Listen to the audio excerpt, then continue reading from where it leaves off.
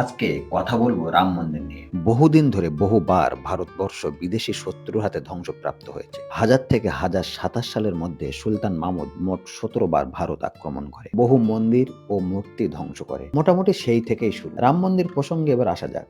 রাম মন্দির নির্মিত হয় একাদশ শতাব্দীতে। ১৫২৬ সালে ইব্রাহিম লোদিকে পরাজিত করে বাবর দিল্লি দখল করে। আর এরপর থেকেই শুরু হয়ে যায় মুসলমান শাসকদের চিরাচরিত প্রথা। তারা শুরু করে দেয় ধ্বংসলীলা। এমতো সময়ে বাবরের সেনাপতি মীর বাকি খাঁ ১৫২৭ থেকে ২৮ সালের মধ্যে অযোধ্যা আক্রমণ করে। সম্বল ও চান্দ্রের মন্দির ভেঙে মসজিদ গড়ে তোলে। বাবরের আমলে হিন্দুরা আনুমানিক ২১ বার লড়াই করেছিল। হুমায়ুনের রাজত্বকালে ১০ বার, আকবরের সময়ে ২০ বার হিন্দুরা মন্দির উদ্ধারের জন্য লড়াই করে। জাহাঙ্গীর ও শাহজাহানের সময় তেমন কিছু ঘটেনি। কিন্তু ঔরঙ্গজেবের সময় আবার নতুন করে সেই দাঙ্গা মাথা চাড়া দিয়ে ওঠে। ঔরঙ্গজেবের সময় বৈষ্ণব দাস মহারাজ ও ঔরঙ্গজেবের তীব্র লড়াই হয়। হিন্দুরা বারে বারে মন্দির উদ্ধারে দাঙ্গা করেছে। শেষ পর্যন্ত শিখ গুরু গোবিন্দ সিং ও হিন্দু সাধুরা মিলে অনেক চেষ্টা করে মন্দির সামলে রাখে। আলমগীর নামাতে যার উল্লেখ আছে। বলা দরকার ১৫২৮ সালে কিন্তু বাবরি মসজিদ গড়ে ওঠে। ১৮৫৩ সালে প্রথম তীব্রভাবে হিংসা ছড়ায়। হিন্দুরা বাধা দিতে এলে প্রায় ১০,০০০ হিন্দুকে হত্যা করা হয়।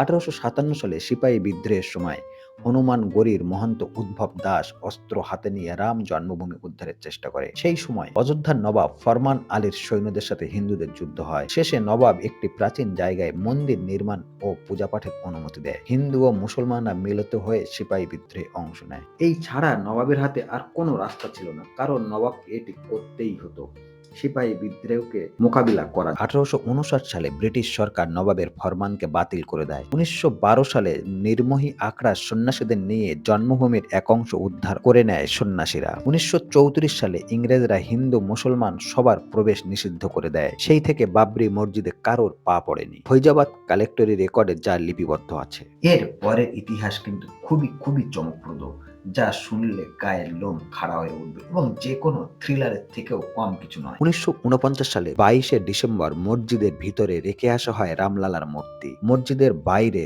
গম্বুজে প্রতিষ্ঠা করা হয় রামলালার অবয়ব। ১৯৫০-এ ফৈজাবাদ আদালতের নির্দেশে মন্দিরের তালা পড়ে। ১৯৫৯-এ বিতর্কিত জমির মালিকানা চেয়ে মামলা করে নির্মোহী আখড়া। এরপর ১৯৯০ সালের ২৫শে সেপ্টেম্বর রাম মন্দিরের দাবিতে সোমনাথ থেকে শুরু করে অযোধ্যা পর্যন্ত এক বিস্তীর্ণ জায়গায় রথযাত্রার সূচনা করা হয়, যার নেতৃত্বে ছিলেন আদমানি এবং মুরলী মনোহর যোশীরা। এর পরের ইতিহাসও বেশ চমকপ্রদ। ১৯৯২ সালে ৬ই ডিসেম্বর কর সেবকদের হাতে ভাঙা হয় বাবরি মসজিদ। অযোধ্যার জমি মামলার সাথে যোগ হয় বাবরি মসজিদ ধ্বংস মামলা। ১৯৯৪ সালে সুপ্রিম কোর্ট জানায় ইসলাম ধর্মের অখণ্ড অংশ নয় এই মসজিদ। ২০০২ সালের এপ্রিলে এলাহাবাদ কোর্টে যায় অযোধ্যা জমি মামলা। ২০০৩ সালের ১৩ই এপ্রিল আসলাম মামলায় সুপ্রিম কোর্ট রায় দেয় বিতর্কিত জমিতে কোনো ধর্মীয় কার্যকলাপ করা যাবে না। ২০১১ সালে এলাহাবাদ হাইকোর্টের রায় স্থগিত করে দেয় সুপ্রিম কোর্ট। ২০১৭ সালে জেএসকে হওয়া একটি আলোচনার সূত্র বার করতে চাইলেও কোনো ফলপ্রসূ হয়নি।